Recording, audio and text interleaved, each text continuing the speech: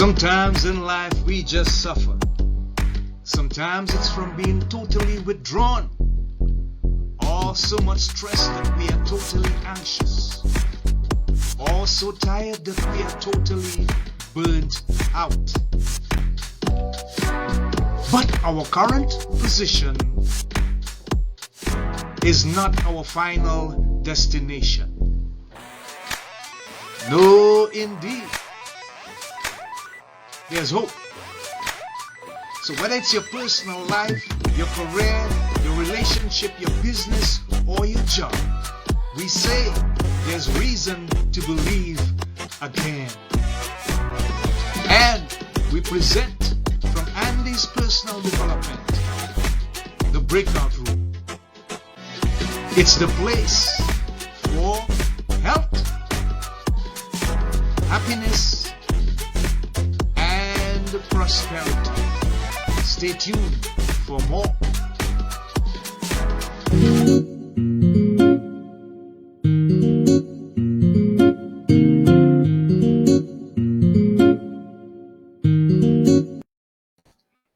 Hey folks, welcome. This is Andy of Andy's Personal Development, and we are currently live in the breakout room. We welcome you, and for those who we have not seen or have not heard us for 2024, we are still in a position to wish you and hope that you have a wonderful and prosperous 2024, the new year ahead. Remember the three watchwords: health, happiness, and prosperity. Today, we have a wonderful guest to share with you, and his information and his dreams, his goals, his aspirations, his life experience. I'm sure he's bubbling with anticipation to share with us today on the breakout room. He's a writer, musician, and a cancer patient advocate.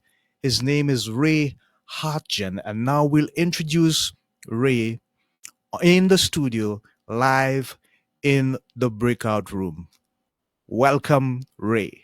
Thank you, Andy. And hey, Happy New Year. I heard the intro, so never too late for that, right? Never too late, my friend. Yeah, thank you so much for the opportunity to chat with you here at the breakout room. I greatly appreciate it. Yeah, we appreciate you taking the time to join with us, and we certainly welcome you on our program. So, Ray, I want to begin by asking you, when folks hear your name, Ray Hartjen, what is the one thing that you want to come to their mind that is distinguishable or identifies with your personal values or alignment as far as your name is concerned? I know it's a huge question, but it's the basic foundation upon which we're going to start this interview.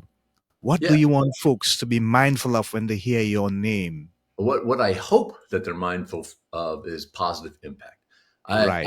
There's enough negativity in the world. There's enough everything, people dragging us down, situations dragging us down.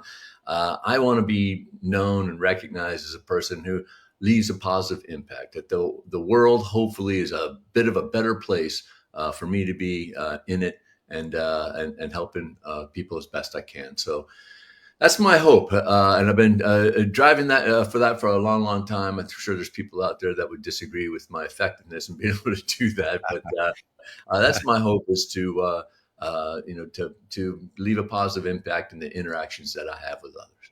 Yeah, thank you for sharing, Ray. We appreciate that.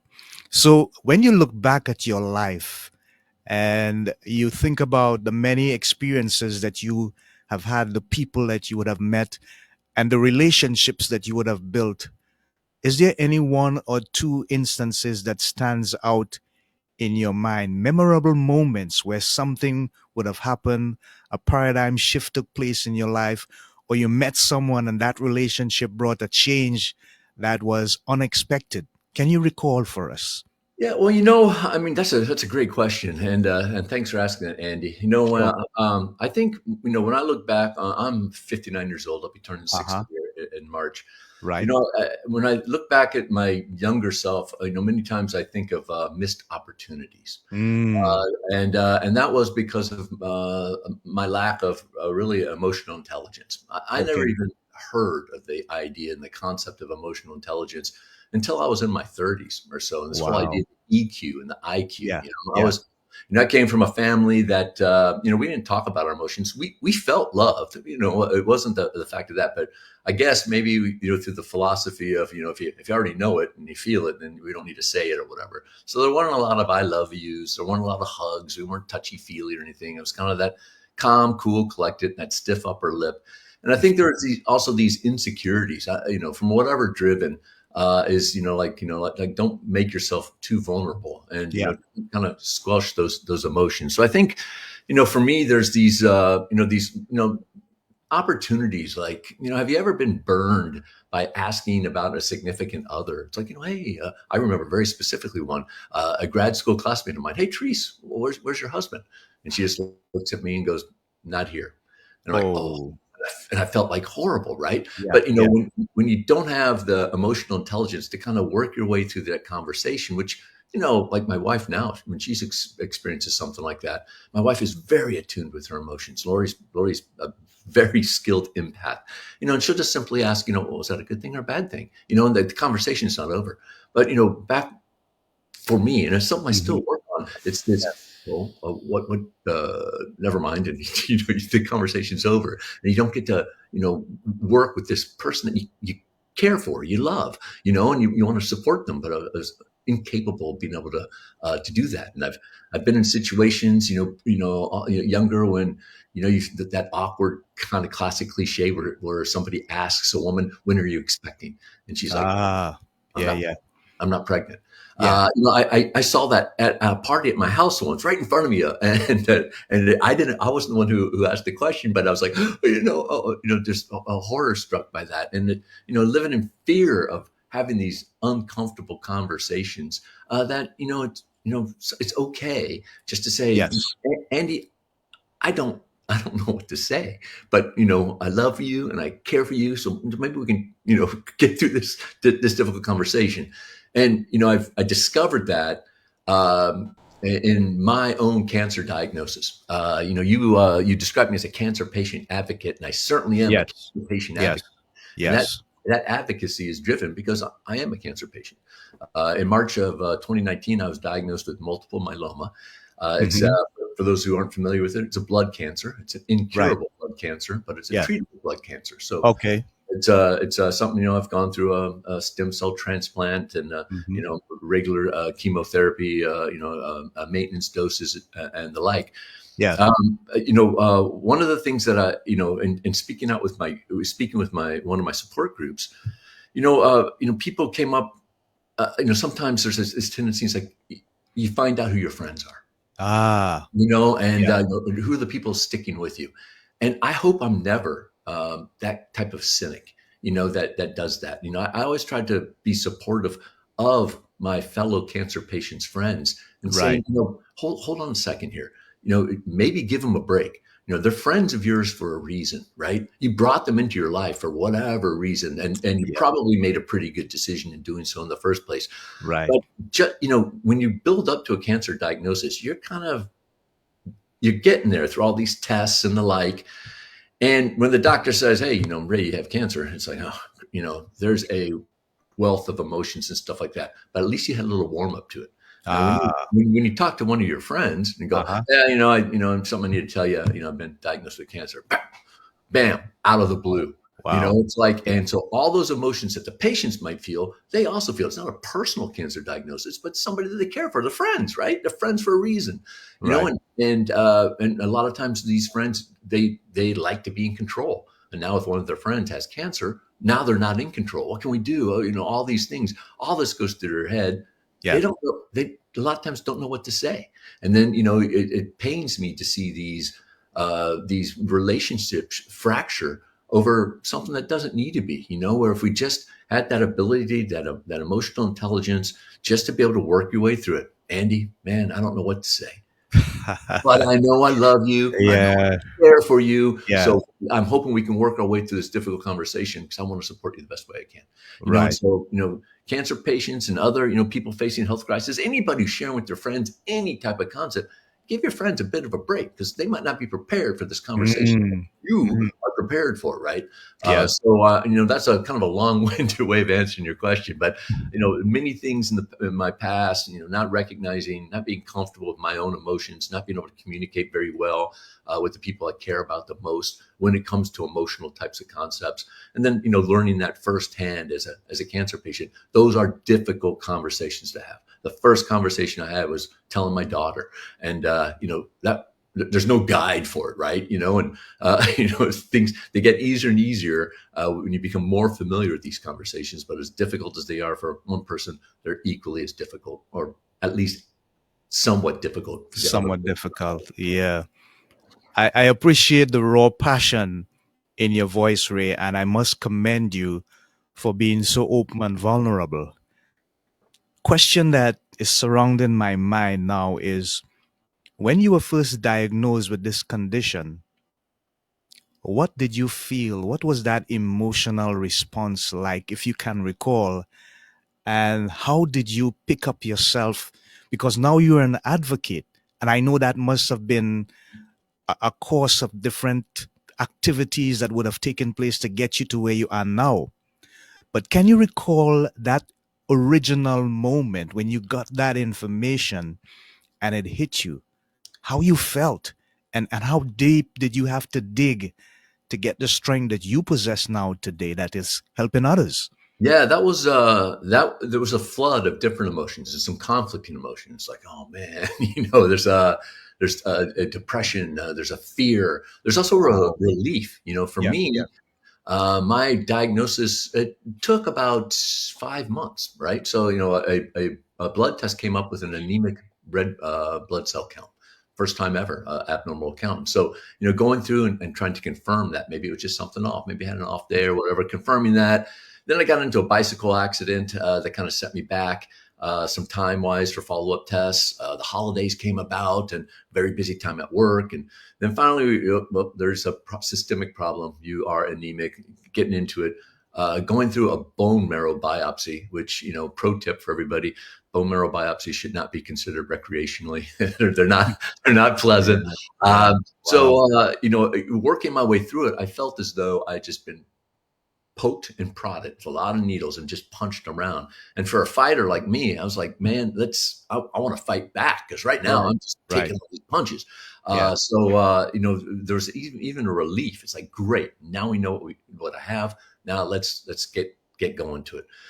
But approaching the fight with cancer. When I was first diagnosed, it was the first thing I thought of in the morning when I woke up, and it's pretty much the last thing I thought about when I went to bed at night. And during the day, it filled up a lot of my time as well. And, Wow. Yeah. and it's being front of mind, and then fighting with diet and fitness and medicine, and preparing for it. In a couple of weeks, Andy, I was worn out. I was just mentally exhausted. I remember going out to dinner with the family, and it's a Friday night, and I was like, man, I am just beat. And it was, taking a kind of a fight night game day approach to cancer, which is, this is something that I've done my whole life through academics, through music, my professional life. It's always, you work toward an event. A gig, a performance or whatever. There's always, a milestone, a capstone, a type of event. Cancer's not like that. Cancer's day in, day out. Every day is, a game day. Every night is fight night. And I had to, readjust the way that I was kind of looking at things over my, my physical, mental, emotional, and spiritual level sets. What can I do? How can I leverage one over the other? If I'm feeling tired, what can I do mentally to lift my tiredness up? Or if my emotions and my spirit are low, what can I do to improve my physical conditioning, where I feel strong, I feel powerful, I feel, energized to be able to go to the store and buy nutritious foods and prepare a nutritious meal, and that makes me feel better, and that lifts my spirits, being, recognizing that for me and level setting it. But, that original diagnosis, a lot of, emotions, a lot of conflicting emotions, and dealing with those, very mentally taxing. And then, beginning to level set. It's like, how can we approach this? How can we do this day in, day out? How do you make it sustainable? But I do want to, definitely state, for me, there was there's that sense of relief in a way that, now I know what I have. Now we have a plan. I have a medical team. My wife and I can talk about it. We can begin to work through this. And then that, quickly led me to other realizations in my life. One of which I just described. I said, I need to change my approach the way I've done things before. It's not an event; it's a process. And it's some people call it a journey with cancer. I'm not a journey type of guy. The journeys for me, send me back to like family vacations when I was a kid. Sitting in the backseat of a car with my sister, my mom, and my dad. That's not the relationship I have with cancer. My cancer is very confrontational. It's a fight. I'm in a fight against cancer. So mine's a little bit different, but lots of emotions come about. And conflict. It's difficult to deal with. And if anyone going through any sort of major health crisis, even if you don't know what to say, reach out to them and let them know that you care for them, support, and want to support them and help them however they can. It's carrying a serious, particularly chronic, serious health condition is taxing. It's a lot. Just the mail we get is a lot to go through from pharmaceutical companies and care providers and insurance companies and the like. Wow. So Ray, on a lighter note, it says that you're a contributor to a number of online outlets and platforms, including his Hartjen.com site. You have spun your fair share of yarn on topics as far-ranging as sports, primary football, hockey, auto racing, business, and particular revenue team functions like sales and marketing. That's quite diverse, my friend. Yeah, it seems like You're pretty talented. Maybe I can't keep a job. I don't know. One of the two. But what about the music genre? I see you love music. I've looked at some of your tapes, some of your videos, and I love the passion that you put into the music as well. And you keep making excuses for not being able to sing as good as you can play. But hey, don't worry about it. The thing about is, what genre of music most inspires you, Ray, that you love the most? Wow, what a great question. Growing up, born in '64, so I kind of grew up in the '80s, right? I ever grew up. But I was very much into the hair metal scene, LA hair metal scene of the '80s, and but my first inspiration of music was Elvis Presley. I wanted to be Elvis, the king, but I thought, I probably can't be Elvis, but maybe I can be James Burton, his guitar player. Okay. And so that got me into guitar. Then when I was exposed to Eddie Van Halen and his guitar playing, there's a new guitar hero for me. I been playing with my Chronic Padres band with my friend Scott Srochek, my singer. Lately for the last decade or so, I've enjoyed working country music into our set lists. For a couple reasons. One, the ladies like the country music, and let's be honest, that's why almost every guitar player picked up a guitar in the first place, right? I like that. I want to impress the ladies.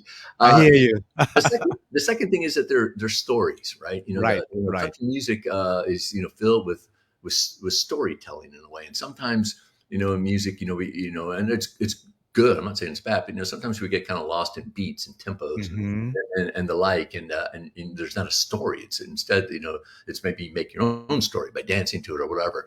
A lot of country songs, particularly the classic country songs, they tell the story, in 3 acts, just like all great stories. And I think, lately I've been drawing a lot of inspiration from that. And I think when I write music, those are kind of, the genre that I kind of lean into a little. Okay. Thank you for sharing. I appreciate that, Ray. I just want to share something with you that I think is very personal and dear to your heart. And I want you to tell us what was the inspiration for you working on this publication. There we go. And bringing it to the fore. Me, myself, and my multiple myeloma. What was the inspiration behind you producing this book, Ray? Yeah, when I was first diagnosed with multiple myeloma, I didn't know I had never heard of it before. Which I think it happens a lot when people are diagnosed with things. But I had the fortunate opportunity to be interviewed many times. So my name and my condition was appearing in news articles, on videos, and the like, podcasts, and people started reaching out to me on social media Okay. and asking me questions like, hey, I was just diagnosed. Can you tell me this, that, and that? Yeah. And so the inspiration for the book was, is there something I can do from a one to many as opposed to one to one? Yes. I love Yes. dealing one to one. I love talking to patients on the phone. What are you doing? What are you Okay. doing? And because we're all in this together, And Right. so I wanted to try to come up with like, what are all these conversations I'm having, and how can I share it from a one to many perspective? And I also wanted to raise money and awareness for multiple myeloma. So what are the platforms I have that I can raise awareness? I want to talk about awareness in just a second, and then what can I do to support the community? And so with the support from me, myself, and my multiple myeloma, available booksellers everywhere. All my writers' proceeds are donated to the Multiple Myeloma Research Foundation, which is Mm. a foundation that I found to be very helpful for me Yeah. as a patient. Right. Now, the awareness aspect that I want to make you all aware of is that I told you about how the first step in my diagnosis story was being diagnosed as being anemic, having a low red blood cell count. But I'm an avid road cyclist, and at 54 years old at the time, I was hitting performance metrics on the bicycle as every bit as good as I had for the previous 5 years. I mean, I was a beast on the bicycle. In hindsight, I maybe felt a little bit tired. I don't know, maybe. Ah. But I also had a full-time job, a wife, 2 kids in private universities. Give me a break, man. I think I deserve to get a little bit tired, right? And Right. so I felt good. My performance metrics were great, but I had this abnormal blood value, just a routine CBC, complete blood count blood test. And, going through the process, found out that 90% of my bone marrow was cancerous. Uh, Wow. the lesson here for that I like to share with people is go see your doctor. Get a simple blood test. It's better to get out on front of things. Don't live in denial. You're not too busy to invest a doctor's appointment into yourself. Get your annual physical, see your doctor at least once a year, make sure it has a blood test, and then, follow up as necessary. Get an early start on things. Take it from me, guy that was walking around with 90% of his bone marrow cancerous Yeah. and Yeah. didn't know a thing about it. Wow. Solid, solid, solid, strong advice there, Ray. Thank you so much for sharing. I want to continue sharing these items with you, and I want to bring up another one. I'm not seeing it here on my screen, so let me just cancel this out for the time being. Um, but there's another publication that you wrote with regards to the Pittsburgh Steelers. Mhm. And I remember that one being my favorite team at one time, with Ben Roethlisberger being my favorite quarterback until he retired a couple of years ago. And they recently just didn't make it over the hump. But where did that inspiration come from, Ray, with regards to that other publication? Yeah, I'm glad you asked. I'm very proud of that book. The book is called Immaculate: How the Steelers Saved Pittsburgh.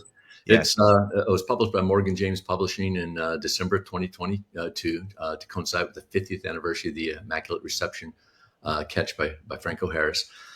I am not a Pittsburgh Steelers fan. And in fact, I was born in Texas, and as a good young Texan, I was a Dallas Cowboys fan. Okay. And growing up a Dallas Cowboys fan in the '70s, well, the Steelers defeated the Cowboys in 2 Super Bowls. Right. That wasn't bad enough. My second favorite team, being a good Texan, was the Houston Oilers. And the Houston Oilers never could win a division title from the Pittsburgh Steelers, and lost 2 playoff games to them in the '70s.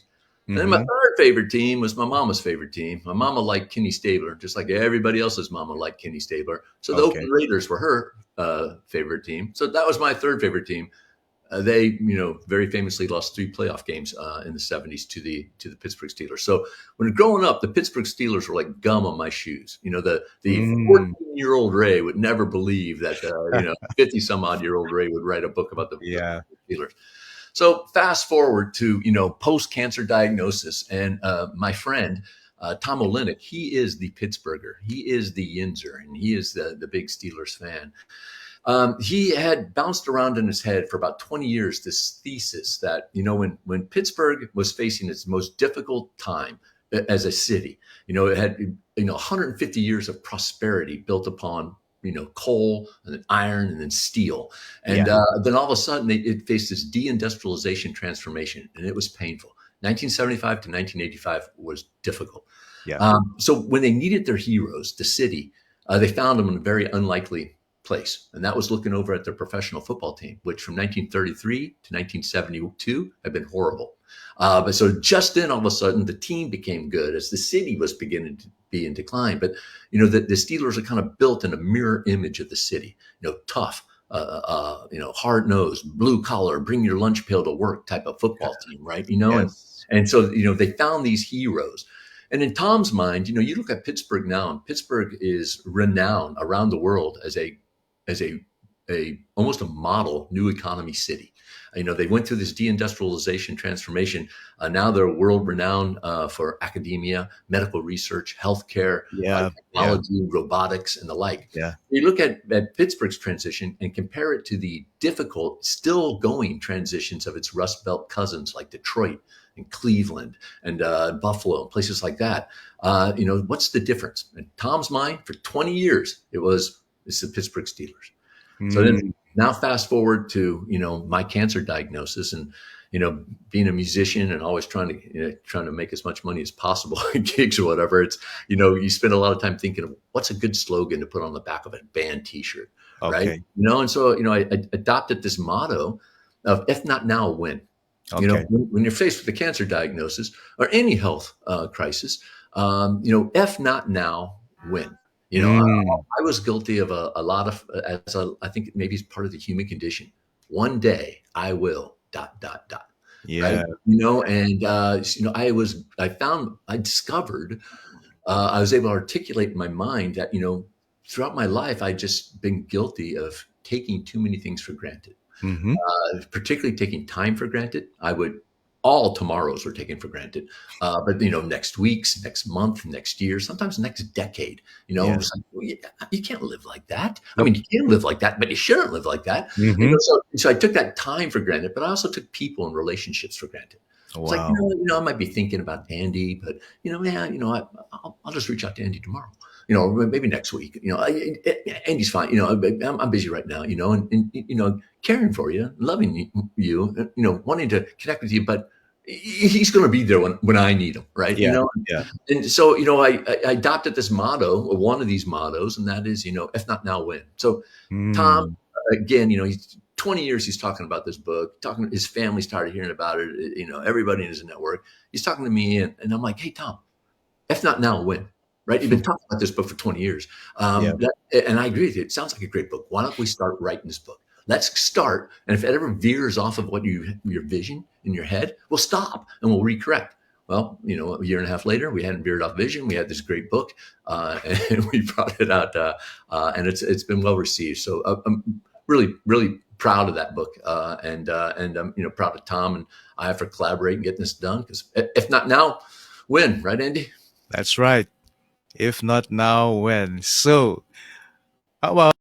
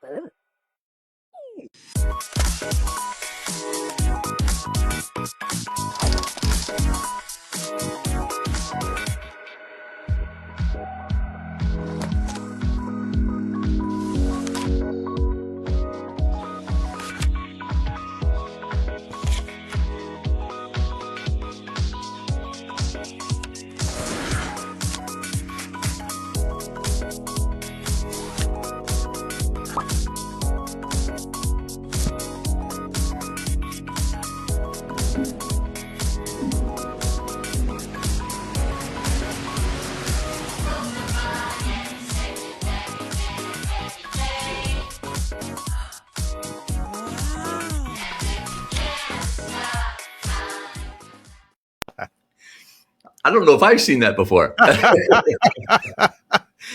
Hey, it's on your profile, Ray. Yeah, thank you for sharing that. Lori, my wife, that's your, Uh-huh. we'll be celebrating our 30th anniversary, this coming May. Uh, Right. she not only she's my partner, my love, but she's also my rock, through this fight Right. with multiple myeloma, Yeah. and the things that she has to go through as a spouse, as a caregiver. As I mentioned, I wrote this book. Me, myself, and my multiple myeloma. Hopefully, to be a valued resource for patients and their caregivers and their allies. Yes. Yes. Caregivers are the unsung hero in any health crisis. They. I like to draw parallels to when she was giving birth to our two children. Right, is extraordinarily difficult for me. She was the one that was experiencing all the physical discomfort and everything that went along with that. But me, I had this mental anguish. It's like, man, you're someone I'm caring Wow. for, Yeah. and she's not very comfortable right now. She's in pain, and it made me feel horrible. I was kind of like ill-equipped for it, but she had it under control. She wasn't feeling, she was feeling the discomfort and the pain of childbirth, but she also knew how much she could take, right? She knew she wasn't at her limit. Same type of thing, going through chemotherapy and the like. She looks at me with great concern, but it's like I got, thank you, I got this though. But it's still hard to reconcile that in the brain, and so what she has to put up with, as a caregiver, very difficult. There's a lot of patients in my support group that have been both caregivers and patients, and they say to the person that it's more difficult being the caregiver than the patient. So these heroes. Wow. Here's the Yeah. sad thing, though: not everybody has a caregiver. Uh, Ah. and so I just asked everybody out there in your audience to go see your doctor. The third tip I have, I've skipped over number 2 right now, but the third tip I have is that if you know anybody going through any sort of serious health issue by themselves, reach out and help and offer to help. They might not take your help. They might not know how to receive your help, but I can tell you, you get inundated with all sorts of, like I mentioned already, mail correspondence, but there's treatments, there's meals you have to prepare. There's this mental, gymnastics that you're constantly playing with yourself. If you know someone going through this by themselves, it's a daunting task. I'm so fortunate to have Lori, my rock, by my side. Thank you so much, Andy, for putting that up there and Yeah. yeah. Thank you for sharing that wonderful portion of your life, Ray. We're going to do a small break now. We just have a little endorsement by one of our friends and supporters, Amanda Blackwood, on our sister network. That's the LBW network with regards to breaking out of depression. So stand by, Ray. I just wanted to take a moment to tell you all about this amazing podcast that I had the absolute privilege of being on recently. Oh my gosh. Andy Charles is such an easy person to talk to. It's such a wonderful podcast to listen to. I love these guys. I know that I'm not going to have nearly as many opportunities to speak to them as I wish I could, but the program, Breaking Out of Depression, is really doing exactly that for so many people. It's been a great thing to be a part of. It's wonderful to see the progress of this show as it goes along. I'm just really blessed to have been a part of this. Oh, yeah, that's Amanda Blackwood. Thank you for endorsing our sister podcast, Breaking Out of Depression. So, Ray, with regards to the future, are there any projects on the horizon that you're looking to accomplish? Anything in the works that you're currently pursuing now as we speak? Yes, one of the exercises that I've enjoyed facilitating in the Yeah, past yeah. is a timeline exercise. And Hmm. for those of you who have not done a timeline exercise, super simple. Get out a piece of paper, draw a horizontal line across it. On the far left-hand side, make a little tick mark, and on the far right-hand side, make another tick mark. That left-hand tick mark, that represents your birth. That Oh, line and the right-hand tick mark represents your death. Now, Okay. the really introspective part and the value part is taking a look at that line and putting your third tick mark of where you think you are at that point in time. Okay. Everything from that third tick mark to the left is in the past. So what's in the right? Right. Mm. And, that exercise, I've led that exercise in the past, in my professional life with others and in groups, this timeline type of thing. And, I think it's important because it helps you address that kind of question. One day I'm going to ... and this, if not now, when? And that's going to lead me to another motto for the back of a t-shirt. And that is punch today in the face. Today is a gift. What can I do today to help me make progress toward that, to fulfilling that unfinished sentence of one day I will ... I want to do X. What are the sub things that I can do to accomplish X today? I want to do today up. As the old saying goes, put it away, write it hard and put it away wet. When you're laying in bed at night, looking over at tomorrow and kind of giving a wink at tomorrow and saying, I'm coming for you next. So what can I do to maximize today?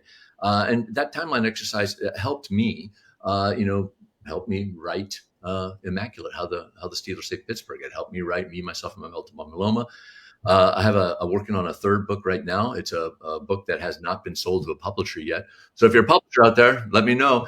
It's a book that chronicles the Indy 500 this next year's Indy 500 in May.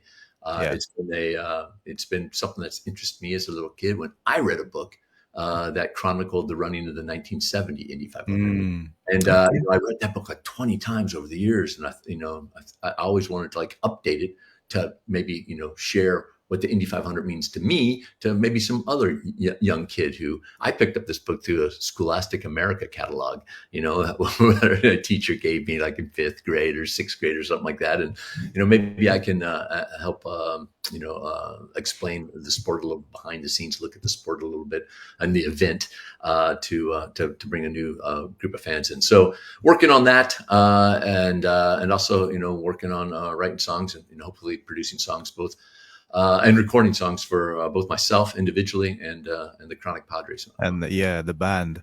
Yeah. How did you come up with the name Chronic Padres, Ray? I don't know. Overbearing fathers? I don't know. That was my bandmate Scott Srocek. Scott just said Chronic Padres. Scott has 3 daughters. I have a son and a daughter, so we are Padres. And I guess once a Padre, always a Padre, Chronic Padres. But quite frankly, I don't know, and I never asked. But it looks cool. It looks cool on a t-shirt. So. Okay, I get it. Yeah, thank you so much for sharing. So, Ray, if there's one thing in the world that you would like to not see, that one thing that you think we should not ever have to deal with, what would it be? For at least for a very long time, I've always been. I want children to be able to be children. So I like to support organizations like Save the Children, and the like. I've been I came across this realization when I was in grad school, and I was working. One of my community projects was working with junior achievement, and I would go into 5th grade classrooms and I would teach business basics. I think the program is called Business Basics. Yeah. So I'm talking with these 11-year-olds, and I was just staggered by the level of maturity these 5th graders, these 11-year-olds had compared to when I was 11. Because of the circumstances they were in, a lot of times they were, in a way, child caregivers for their sisters and brothers. They came from a single parent household. They came home as a latchkid kid, and then they were responsible. They were responsible at 11 years old, and this almost this forced maturity, and technology hasn't made it any better, right? And so I came from a loving home. I was able to be a kid and enjoy being a kid and what that means, as opposed to being like pushed into these kind of, adult type of situations. In my opinion, too early. So there's one thing that I would love to be able to see us do is to allow that the wonderment of learning from a child, right? That child's perspective, how they approach things with this beginner's attitude, like never seen this before. Let's just figure it out. Let's look at it, and the gift that we can give our children by allowing them to be kids, by allowing them to discover stuff and to learn stuff and have this joy in their lives, to have meals in their belly, access to education and technology, for that, to support that education. Those are things that I would love to see obstacles to that utopia removed, so children can get back to being children. Yeah. And wow, that's a really passionate calling. I love it, Ray. Thank you for sharing. So, with regards to mentoring, are there anyone that you are currently mentoring with the writing, the storytelling, the music, any stuff like that that you are sharing with maybe a group of people, or maybe just one or two persons that you see the potential in, and you know that it what you have started can be extended through them? Yeah, excellent question, and thanks for asking. There's, I think there's two different approaches there for me. One is, it's not so much mentoring, but being a peer for other cancer patients. Okay. But particularly newly diagnosed patients who are facing all those anxieties and fears and uncertainty, all those emotions that they're experiencing. I enjoy connecting with them. A lot of them reach out just over the weekend. Somebody reached out to my website, and so I like connecting with them and seeing how I can support. Also, in addition to kind of like coaching my two children. Now, I've learned from a good friend of mine. His name is Paul Truex. Known him for about 24 years. His children grew up with my children, and he has two daughters. And Paul works extensively with his children's friends to help them out. Paul's a very accomplished business person. He's founded a couple of biotech companies that have proven to be very successful. And so helping them along and trying to help them discover their true passion.